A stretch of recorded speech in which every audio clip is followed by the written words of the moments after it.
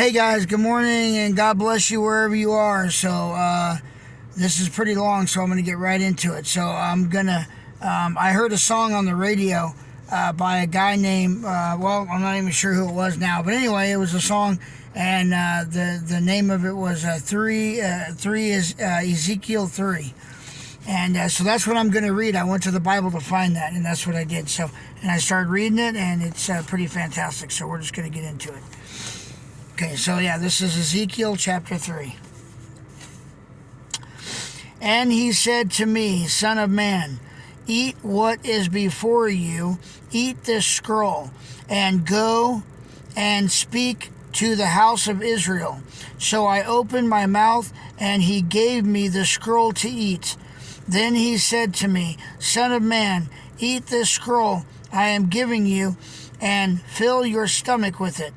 So I ate it, and it tasted as sweet as honey in my mouth.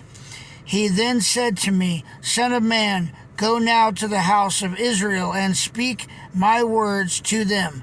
You are not being sent to a people of obscure speech and difficult language, but to the house of Israel, not too many peoples of obscure speech and difficult language, whose words you cannot understand. Surely, if I had sent you to them, they would have listened to you. But the house of Israel is not willing to listen to you, because they are not willing to listen to me. For the whole house of Israel is hardened and obstinate. But I will make you as unyielding, as hardened as they are. I will make your forehead like the hardest stone. So, have you guys ever heard of the term of, man, you are such a hardhead? That's where it's from. I never realized it because I never read the Bible until I get into it. And here you go. There it is. That's what God said right there. He said it. He said, I will make your forehead like the hardest stone. There you go. So when somebody looks at you and says, man, you're a hardhead, there you go. You say, yep, that's the way God made me. Okay, here we go. Harder than flint. Harder than stone, harder than flint. Do not be afraid of them or terrified by them, though they are a rebellious house. And he said to me, Son of man, listen carefully and take heart all the words I speak to you. Go now to your countrymen in exile and speak to them. Say to them, this is what the sovereign Lord says, whether they listen or fail to listen. Then the Spirit lifted me up, and I heard behind me a loud rumbling sound. May the glory of the Lord be praised in his dwelling place. The sound of the wings of the living creatures brushing against each other, and the sound of the wheels beside them, a loud rumbling sound. The Spirit then lifted me up and took me away, and then went in bitterness, or I went in bitterness, and in the anger of my spirit, with the strong hand of the Lord upon me. I came to the exiles who lived at Tel Aviv, Tel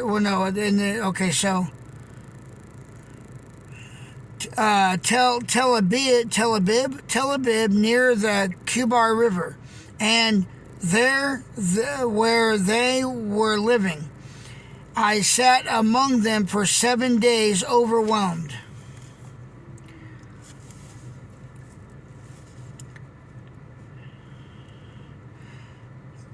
Warning to Israel. At the end of the 7 days, the word of the Lord came to me, Son of man, I have made you a watchman for the house of Israel to hear the word I speak and give them warning from me. When I say to a wicked man, you will surely die, and you do not warn him or speak out to dissuade him from his evil ways in order to save his life, that wicked man will die for his sin, and I will hold you accountable for his blood. But if you do warn the wicked man, and he does not turn from his wickedness or from his evil ways, he will die for his sins, but you will have saved yourself. Again, when a righteous man turns from his righteousness and does evil, and I put a stumbling block before him, he will die, since you did not warn him. He will die for his sin. The righteous things he did will not be remembered. And I will hold you accountable for his blood. But if you do warn the righteous man not to sin, and he does not sin, he will surely live, because you took warning, and you will have saved yourself. The hand of the Lord was upon me there, and he said to me, get up and go out to the plain, and there I will speak to you. So I got up and I went out to the plain, and the glory of the Lord was standing there, like the glory I have seen by the Kibar River, and I fell face down. The Spirit came into me and raised me to my feet. He spoke to me and said, go, shut yourself inside your house, and you, son of man, they will tie with ropes, and you will be bound so that you cannot go among the people.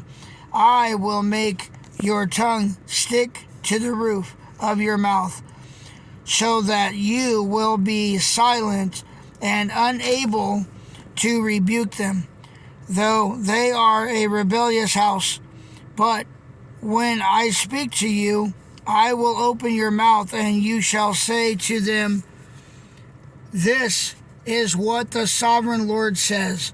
Whoever will listen to him, listen, and whoever will refuse, let him refuse, for they are a rebellious house.